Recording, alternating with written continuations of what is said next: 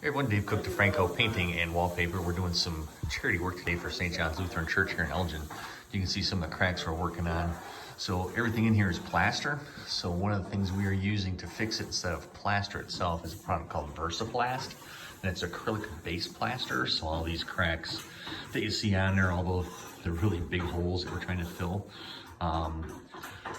stuff works really great because it's acrylic based, so that means it has a lot of pliability to it.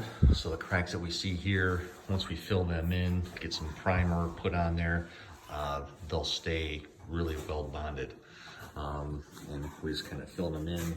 We looked at some other places.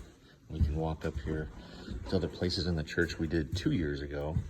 And they were some really big cracks, so we had to cut them out, put some backer behind them, and then we put our plaster on there. So one of the things that we did was this wall, which is kind of hard to see with the lighting, but you can kind of tell, even though it's been 3 years, it's held up really well.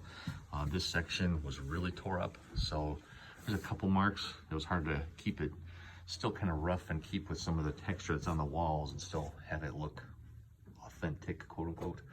But that was kind of one of the things we used. And the primer we used was Peel Bond because it's really thick. It's meant for paint and cracks. It really gets into those nicks and pores and just almost is like a glue. So it's one of the things we did. And again, you can kind of see some of the places where we filled because it's just a little bit smoother. It doesn't have the texture that this old plaster does. But if you have questions about repairing plaster work, definitely give us a call.